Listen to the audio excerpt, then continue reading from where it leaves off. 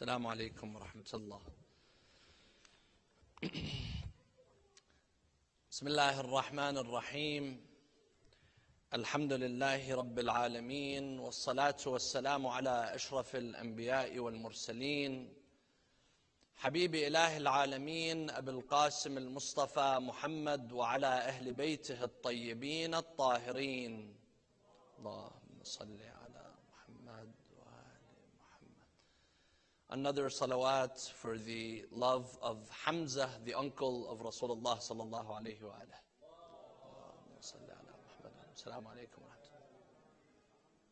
A third salawat for the love of Rasulullah sallallahu alayhi wa alihi and his holy household.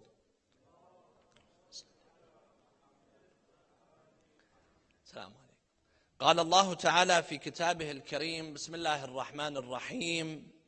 إن الذين كفروا ينفقون أموالهم ليصدوا عن سبيل الله فسينفقونها ثم تكون عليهم حسرة ثم يغلبون. صلوا على محمد وآل محمد.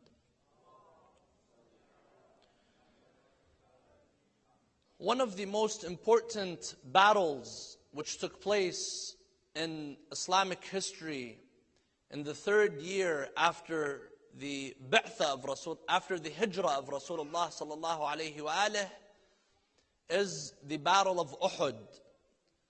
The Battle of Uhud is the second battle in the history of the religion of Islam, and it follows the Battle of Badr, which was the first battle that the Muslims had to fight, which was just 1 year before the Battle of Uhud, in the second year after Hijrah. The Battle of Uhud took place in the month of Shawwal, days like this, in the midst of the month of Shawwal, in the third year after Hijrah, and it was a very important battle, and it taught many lessons to the Muslims. And there are many lessons that we can all learn from this important event in Islamic history. It revealed the greatness of Rasulullah sallallahu alayhi wa alihi. What kind of a leader was he? How was he before the battle? How was Rasulullah in the middle of the battle and after the battle? It revealed how some Muslims, they left the Prophet in the middle of the battle. They left Rasulullah sallallahu alayhi wa alihi, and they were in it for the purpose of the spoils of the war. That's what they were interested in. And Hamza, the uncle of Rasulullah sallallahu alayhi wa alihi, was killed in that battle.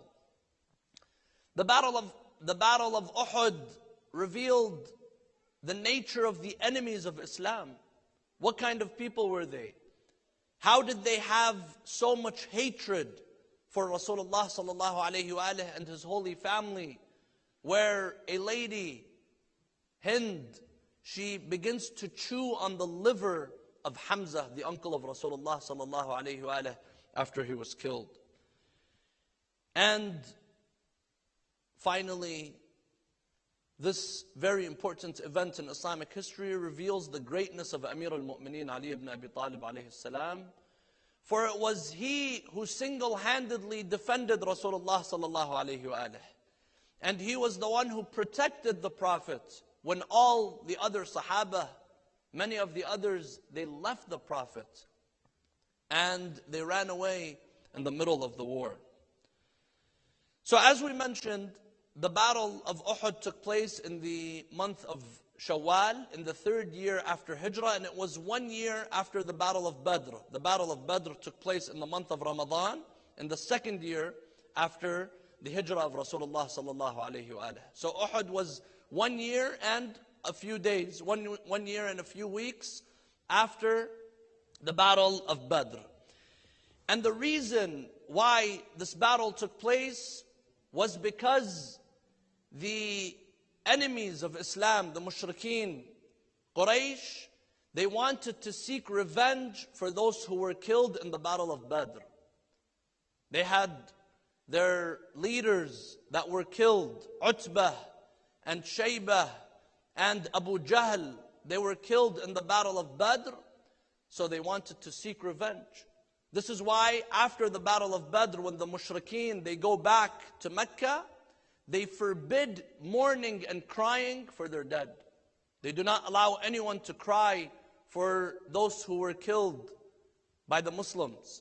And they said, we're going to seek revenge sooner or later. And they were planning for that revenge as soon as the Battle of Badr ended.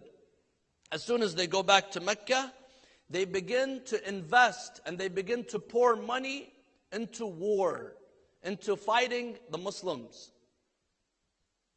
Abu Sufyan had a huge caravan in the Battle of Badr, which he was able to divert it away from the Muslims so that that caravan was saved. It reached Mecca.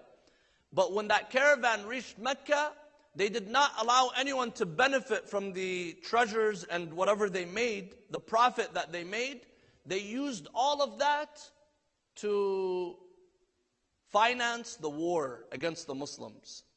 They say 50,000 dinars were spent in order to prepare for the Battle of Uhud, in order to prepare for a war against the Muslims. And as they spent, Allah subhanahu wa ta'ala talks about those who spend and finance wars and propaganda against the religion of Islam.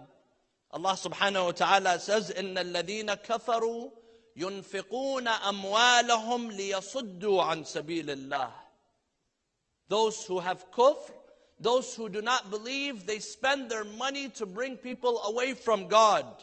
لِيَصُدُّوا عَنْ سَبِيلِ اللَّهِ فَسَيَنْفَقُونَهَا ثُمَّ تَكُونُ عَلَيْهِمْ حَسْرَةً.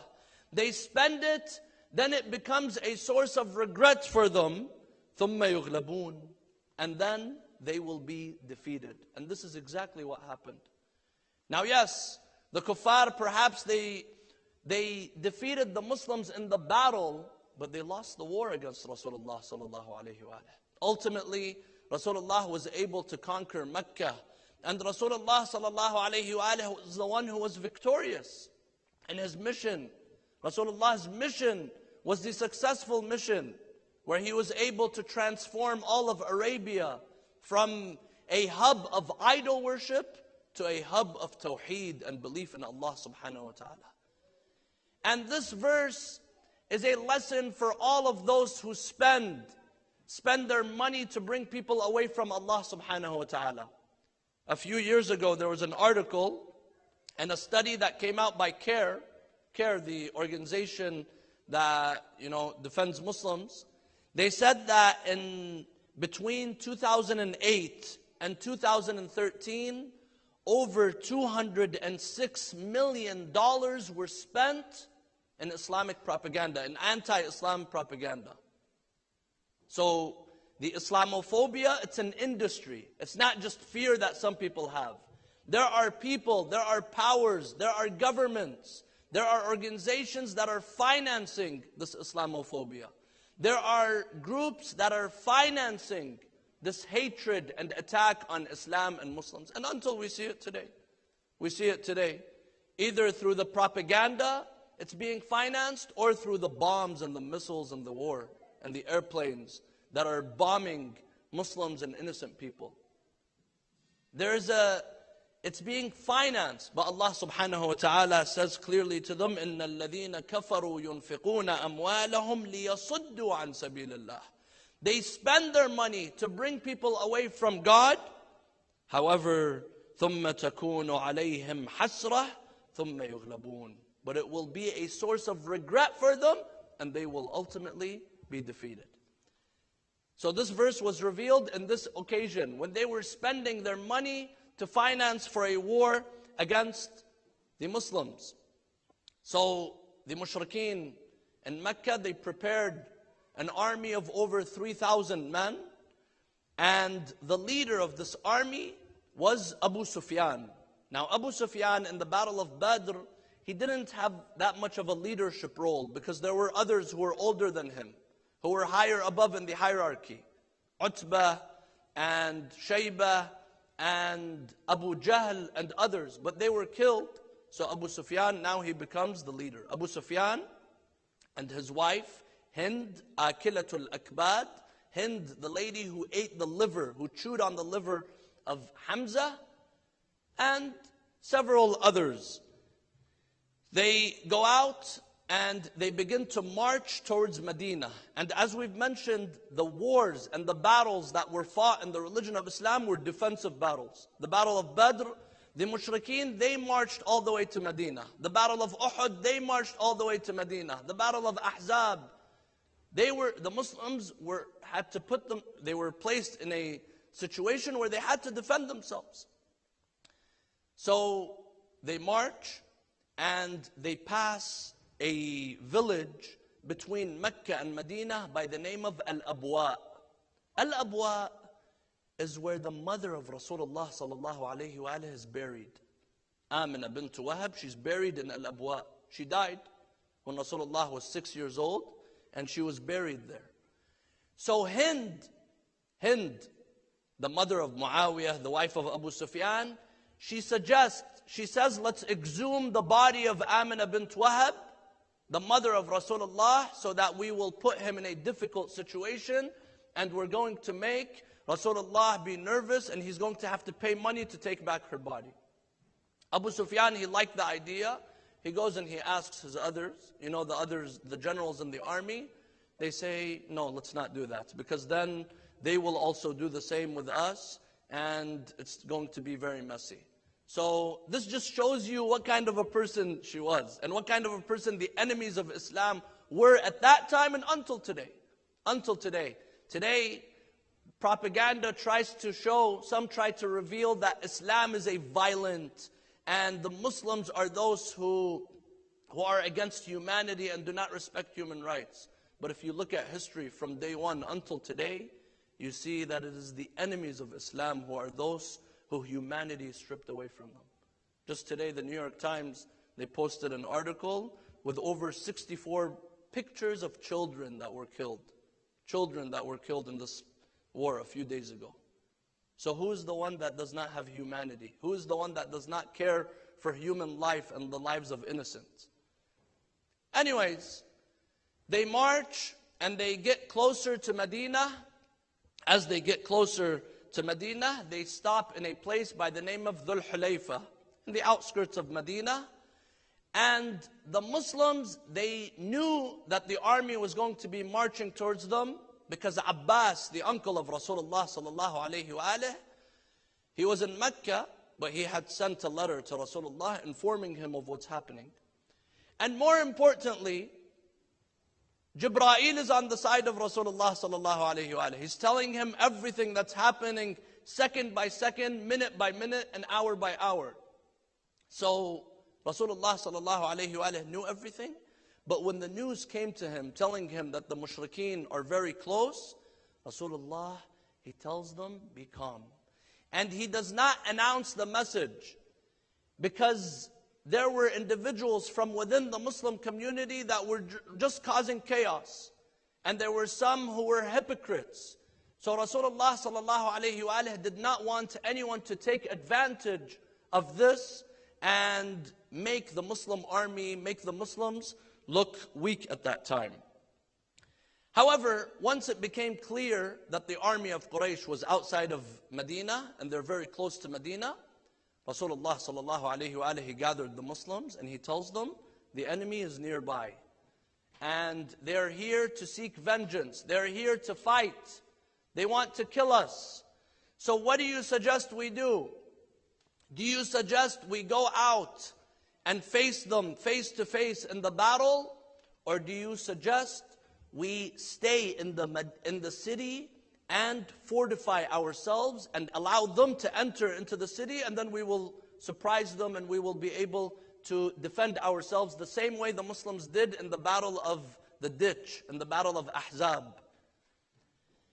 Now here, Rasulullah sallallahu alayhi wa alayhi, his personal opinion was that we stay in the city. The Muslims stay in the city, they fortify the city, and they will have the advantage because they're not out in the middle of the desert. They're not out in the middle, of the battlefield.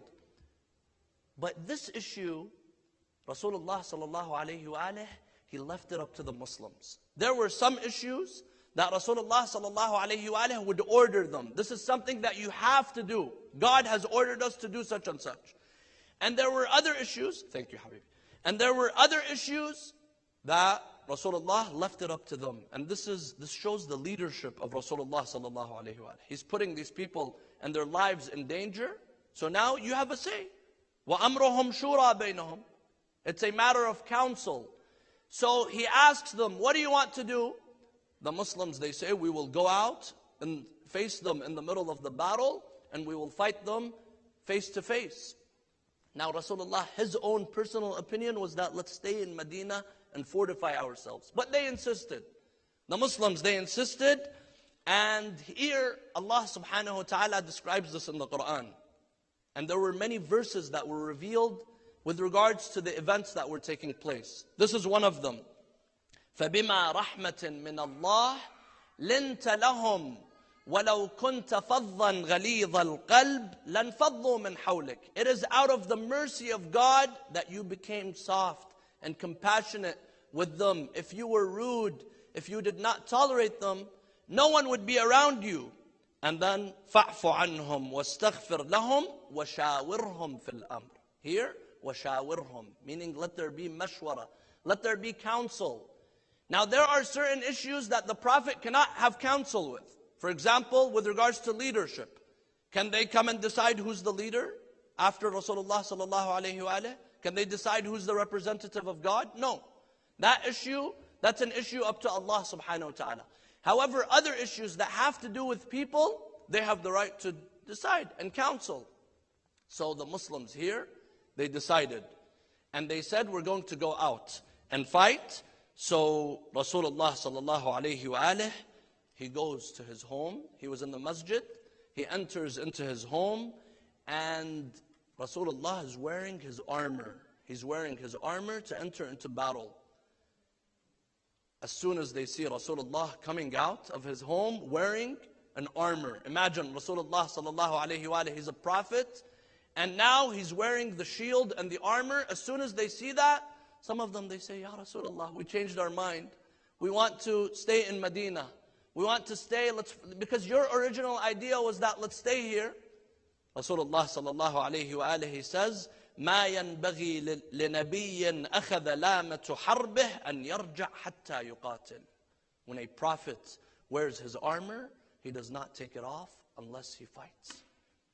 And this shows the determination of Rasulullah sallallahu alayhi wa alayhi, and the strength of Rasulullah sallallahu alayhi wa alayhi. This was a decision we all made together.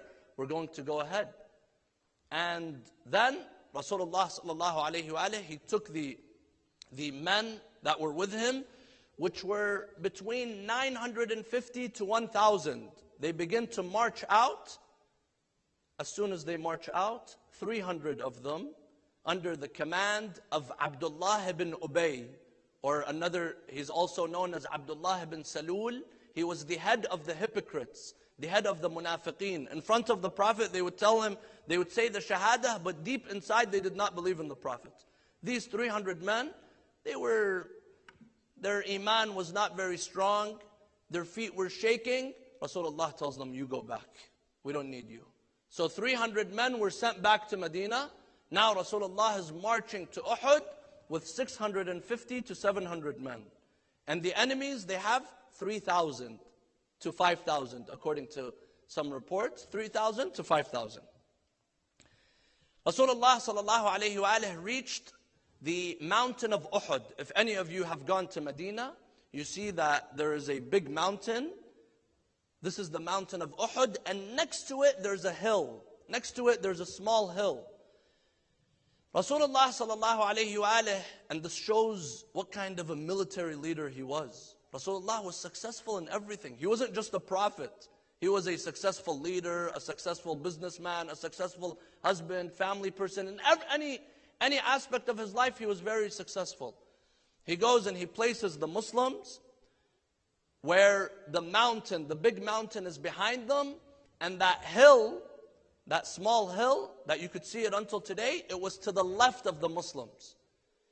And he places 50 archers. He tells them, you are on top of the hill to protect the Muslims from behind them, and the big mountain is behind them.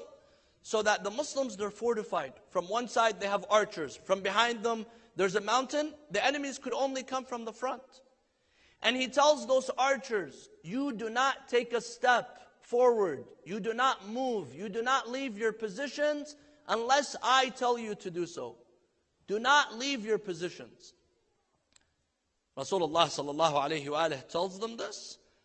And then he gives the standard, the big flag that's representing the Muslim army to Amir al-Mu'mineen Ali ibn Abi Talib alayhi salam. And the kuffar, the enemies, Abu Sufyan, he gives the flag, the standard, to a man by the name of Talha ibn Abi Talha. Then the battle begins.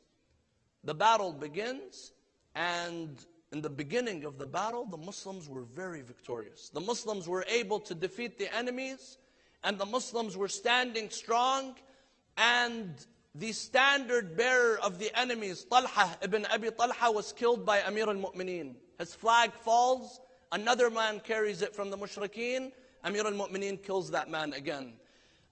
This man falls, a third man carries it, Amir al-Mu'mineen, he kills that man. Fourth, fifth, sixth, they say 11 times. 11 times the standard of the mushrikeen fell, another man carries it, and it was Ali ibn Abi Talib alayhi salam who would defeat them. This is why Imam al-Sadiq alayhi salam, he talks about the one who killed the standards, those who are carrying the flag. He says that was Ali ibn Abi Talib. That was the fighting and the defense of Amir al-Mu'mineen Ali ibn Abi Talib on the day of Uhud. Now the Muslims it was coming to an end. The battle was coming to an end. The Muslims were strong, they were victorious, until some of those Muslims, those who were on that small hill, they decided to come down, rushing to take the spoils of war. And this is, you see, one group of people, they become weak. One group of people, they don't obey the orders of Rasulullah sallallahu alayhi wa alihi, and as a result, everyone has to suffer. Everyone has to pay the price. These individuals, some of those 50, they came down and they go to take the spoils of the war. Then the Muslims were left defenseless. The Muslims have no one to defend them from behind. There's no archers. So Khalid ibn al-Walid, who goes around the mountain, and he comes and he begins to attack the Muslims from behind. He begins to attack the Muslims from behind them. So they're being attacked from the front and from behind. And some of them, they were not even in the mood to fight anymore. They were just looking at the spoils. Suddenly they see the angel of death comes to them. Suddenly they see the enemies are right behind them and in front of them. They began to run away. Some of those Muslims, they began to run away in the battle. And Rasulullah sallallahu alayhi wa alayhi is calling them by their name. O Fulan, O Fulan, O Fulan, come back, come back, where are you going? The battle is still there. They left Rasulullah in the middle of the battlefield. And today, some, they come and they try to draw an image that the Sahaba, the companions, they're all so great. They're all infallible. They're all immune from any criticism. But the fact of the matter is that the Sahaba were not all at one level. There were some who stood strong defending the Prophet, and there were others that ran away. There were others that turned around. And the Quran talks about this. The Quran says, إِذْ تُصْعِدُونَ وَلَا تَلْوُونَ عَلَىٰ أَحَدٍ وَالرَّسُولُ يَدْعُوكُمْ فِي أُخْرَاكُمْ. You turn around and you don't even look back. While behind you is Rasulullah, he's calling you. Some of them, they left. And some of those who ran away, later on, they come and they take the position of Amir al-Mu'mineen, the leaders of the Muslims, those who are so pious. And this is not something that we are saying. Bukhari, which is known as the #1 source for Sunni Muslims, he says that Uthman ibn Affan, the man who becomes the 3rd Khalifa later on, he says that Uthman ibn Affan, he ran away. And some of them, they ran away, they came back an hour later. Some of them came back 2 hours later. This man ran and he didn't come back until 3 days later. 3 days later, he didn't come back. Even when Rasulullah saw him, he started laughing. He tells him, لَقَدْ ذَهَبْتَ بِهَا عَرِيضًا. What happened? Others, they ran away for a short while and they came back. But you went for 3 days and you didn't come back. Now they come and they try to add the hadith that yes, Rasulullah forgave him for all of that. And it's inserted in there, but they come and they try to say that this was one of the sins, because running away from war, this is a crime. Any army today, if someone runs away in the battle while Rasulullah is being attacked, this is a crime. What would they call this person? A traitor. So anyways, Rasulullah sallallahu alayhi wa alihi was attacked, and there was no one to defend him other than a handful of people. And Rasulullah began to bleed, and his teeth, they were struck. He was struck in his face, and there was no one to defend him other than Amir al-Mu'mineen, Ali ibn Abi Talib alayhi salam. Amir al-Mu'mineen was there for him to defend him. And of course, there was a man by the name of Wahshi. This man was a slave owned by Hind, the wife of Abu Sufyan. She tells him, I will free you if you kill one of these three. You give me the head, you kill one of these three, and I will free you. Either Muhammad, Rasulullah sallallahu alayhi wa alihi. Sallu ala Muhammad wa ali Muhammad.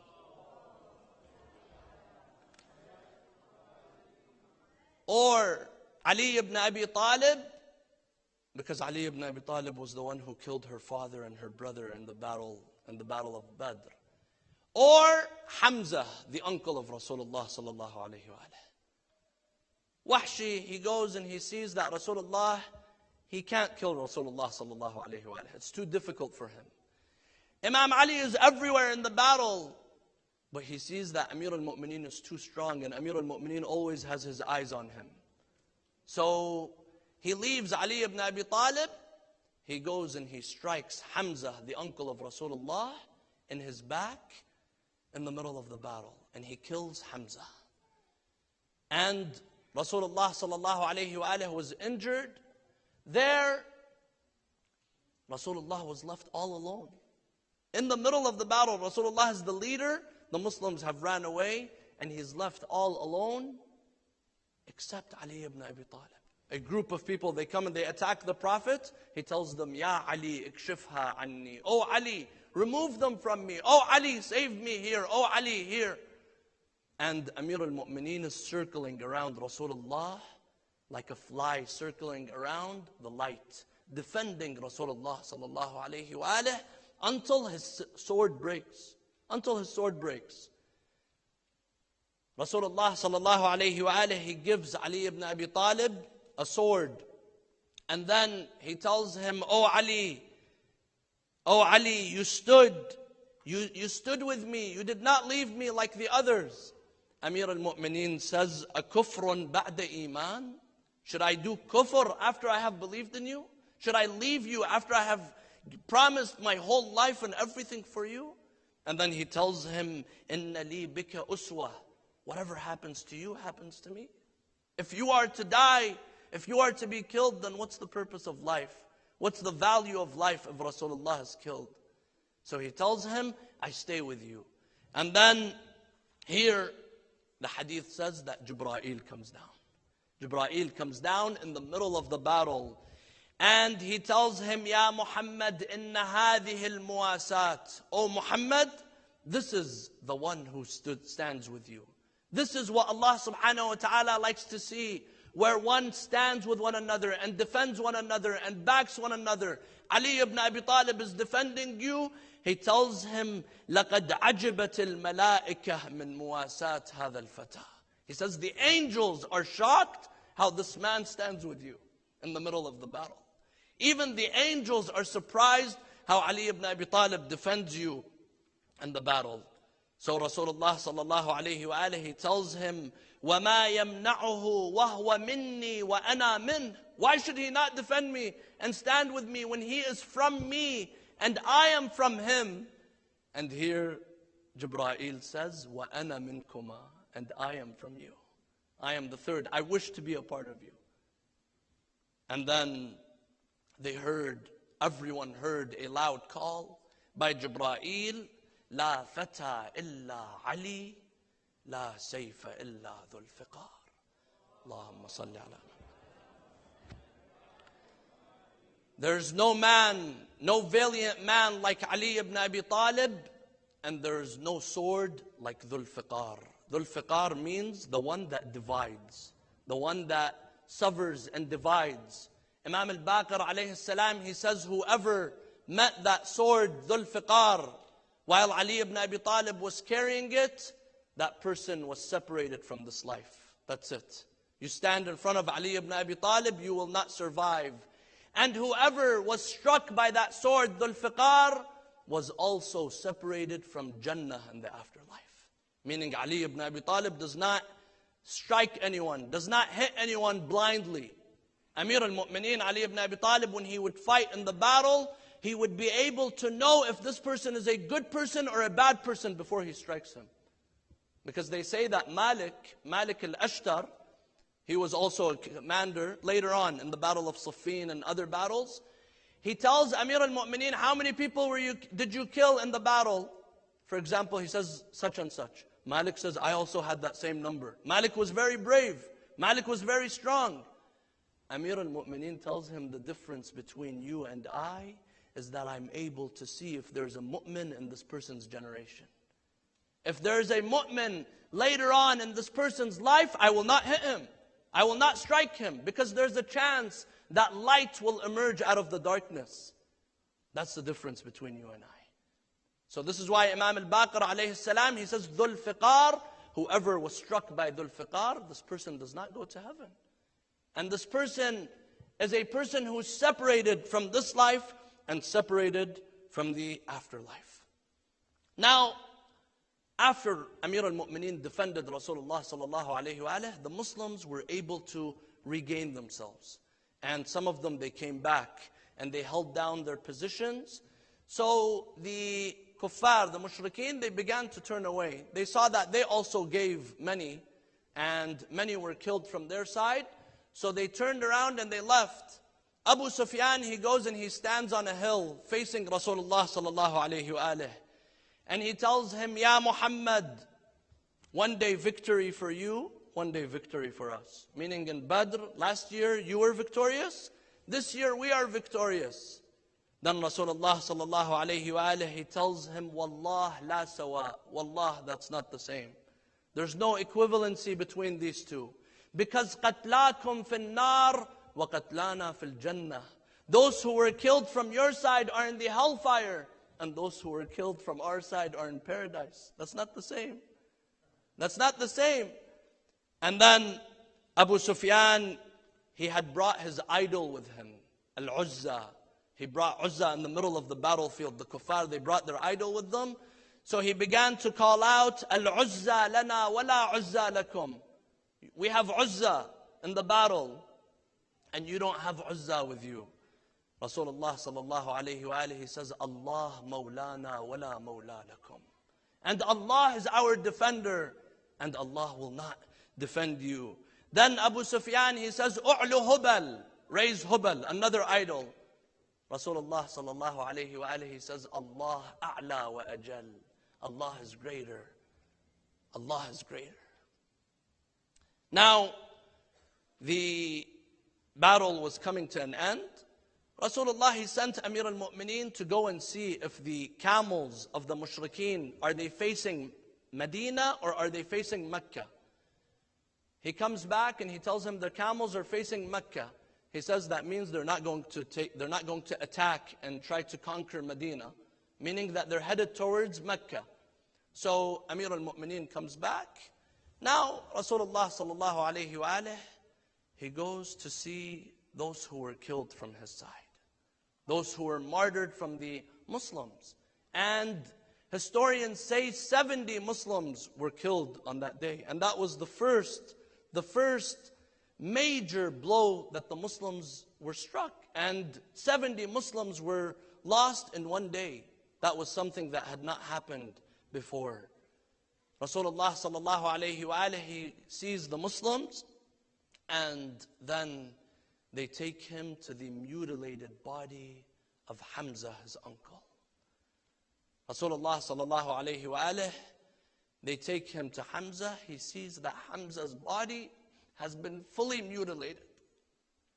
He sees that Hind, she goes and she cuts off the nose of Hamza and the ears of Hamza and the fingers and the toes of Hamza.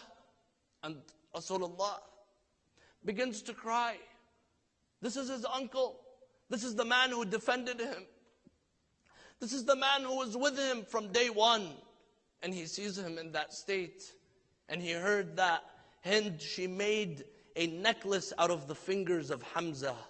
And she had cut up his body and mutilated it. And she began to chew at the liver of Hamza. And Hamza was left without any clothes in the battlefield. So Rasulullah sallallahu alayhi wa alihi began to cry. He does the salah, he does the prayer over the Muslims, those who were killed, and over Hamza. He places a kafan over him because Hamza was left without any clothes. He places a kafan over him and he leads the salah and they wash the body of Hamza. And Rasulullah sallallahu alayhi wa alihi, he buries Hamza. But before doing so, Atika, Safiya, the aunt of the Prophet, the sister of Hamza, she comes and she wants to see the body of her brother. Hamza was tall, so there was a piece of garment that was thrown on his body. But if they cover his feet, his face would show. They cover his face, his feet would show. So Rasulullah, he did not want his aunt to see how Hamza has been mutilated. What has happened to the body of Hamza? My dear brothers and sisters, Rasulullah sallallahu alayhi wa alihi could not handle seeing Hamza in that state. He goes to Medina and he sees that the ladies of the Muslims, they're crying for their shuhada, but there is no one crying for Hamza. So he tells them, why isn't anyone crying for Hamza? Hamza la bawakiya lah. Hamza does not have anyone crying for him. So the Muslims, all of them, their women, they would come in front of the Prophet and they would cry for Hamza. They would shed tears for Hamza to comfort the hearts of Rasulullah sallallahu alayhi wa sallam. Now, Rasulullah sallallahu alayhi wa sallam could not handle that happening to Hamza. And Hamza, his body was buried, his body was washed. There was a kafan placed on the body of Hamza. Hamza was not killed alone. Hamza, his family was with him. Ya Rasulullah, what would you do if you were in Karbala? To see what happened to your grandson, Imam al-Hussein alayhi salam, who had no one with him. He was thirsty. He was hungry. He was left without anyone to defend him, anyone to be there for him. If Rasulullah cried for Hamza, what would Rasulullah do if he had seen Zainab standing over the mutilated body of Imam al-Hussein alayhi salam? This is why the poet Al-Sharif al-Radhi, he says, Ya Rasul Allah, لو رسول الله يحيى بعده لقعد اليوم عليه للعزاء. If Rasulullah was alive today, Rasulullah would be crying for Imam al-Hussein alayhi salam. لا حول ولا قوة إلا بالله العلي العظيم. إنا لله وإنا إليه راجعون. نسألك اللهم وندعوك باسمك العظيم الأعظم الأعز الأجل الأكرم يا الله يا الله يا رحمن يا رحيم. My dear brothers and sisters, we'll push the dua for after. There's a skit, please wait, and the skit will begin shortly. صلوا على محمد وآل محمد.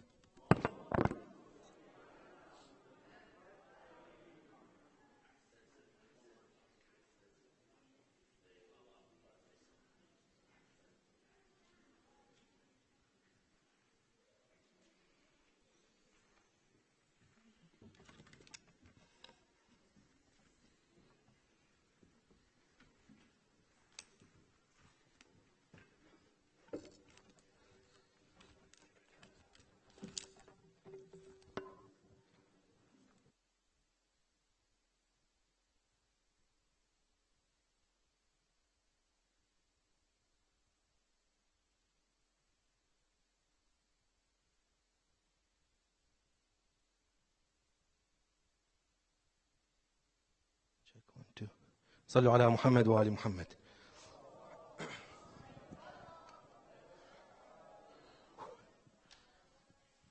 Lights off.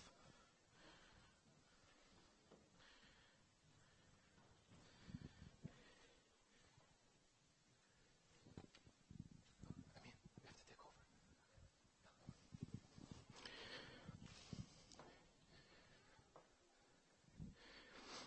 Sorry, just give us 30 seconds. Let's have another salawat ala Muhammad wa ali Muhammad.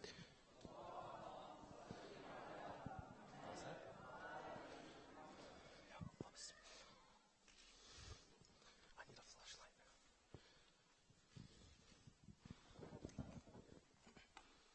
Play. Play it, play it.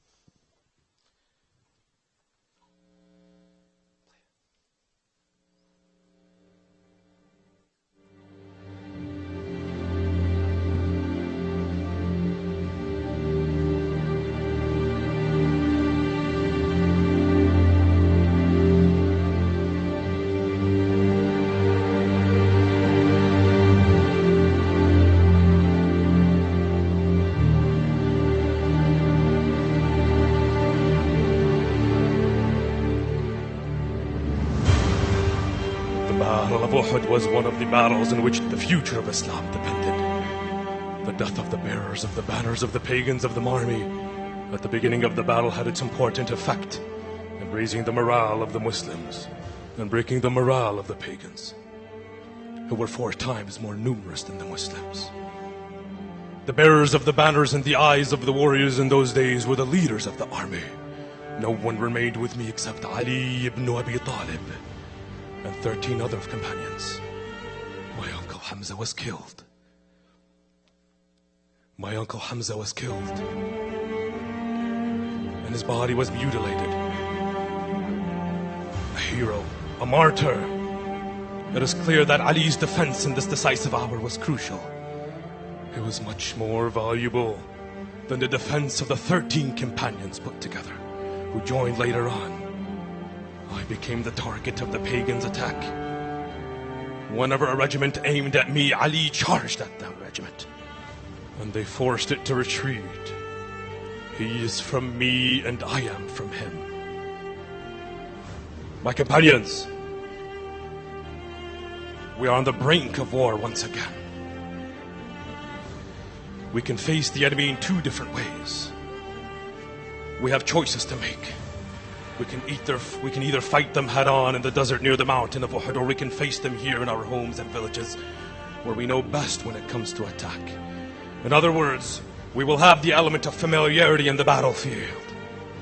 Fight them head on. If that is what you insist, to fight them head on and believe in that, then let us pursue this option. However, I know for sure that is not the better choice.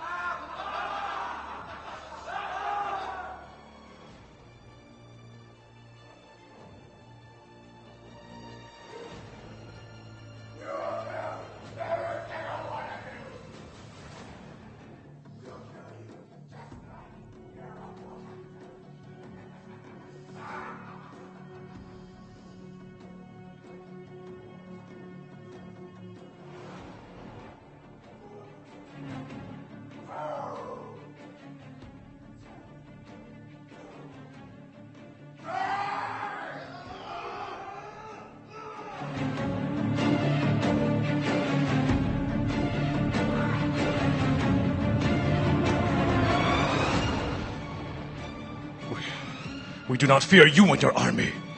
Power is given and taken from Allah subhanahu wa ta'ala the Almighty. He is my protector and the source of all energy. By the will of Allah subhanahu wa ta'ala. By the will of Allah subhanahu wa ta'ala, we will protect this religion from the likes of you and your men. I am not alone. Tell Abu Sufyan I am not alone. The defender of the religion is here. The flag bearer, my cousin and brother, Ali ibn Abi Talib.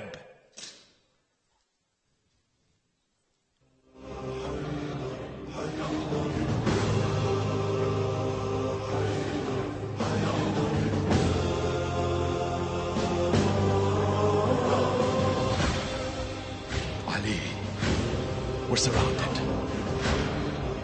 Charge. Behind you!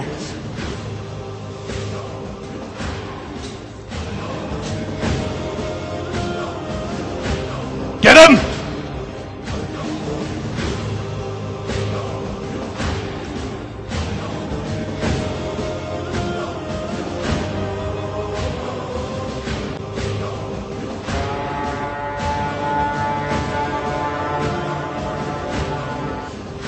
They got reinforcements, Ali.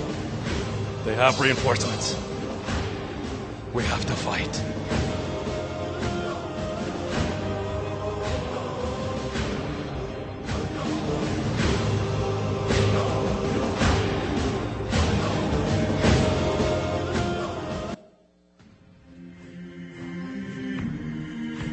They're gonna attack, Ali.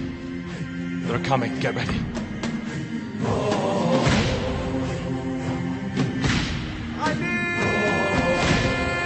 Now, Ali! Watch the rear, Ali!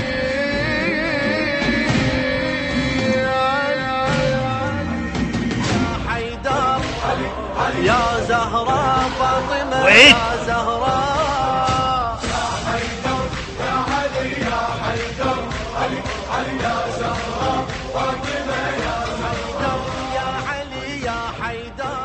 Let's get out of here.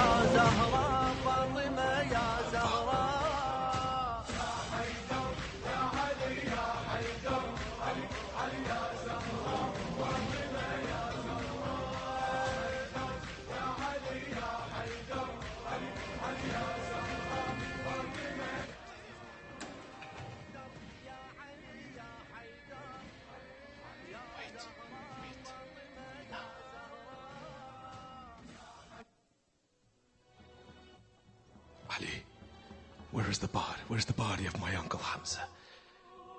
Ali. Ali. Why are you not answering me?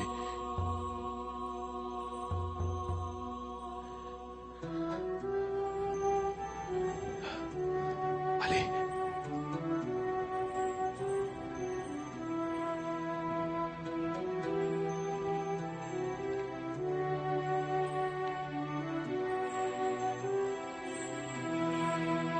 Is that his body, Ali?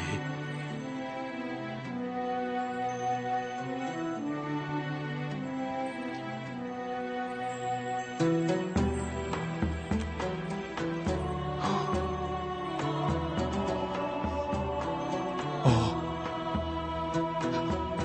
my uncle. What have they done to your nose? They have mutilated your body.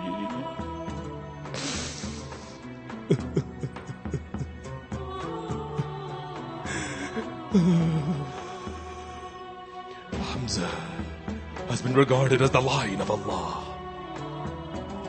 Cry for him, everyone. Cry.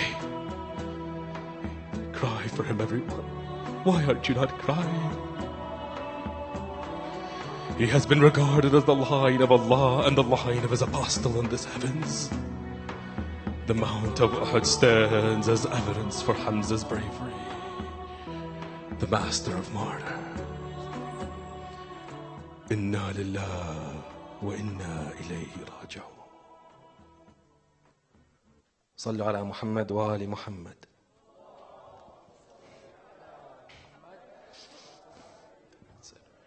Thank you for attending. God bless you all. Assalamu alaikum.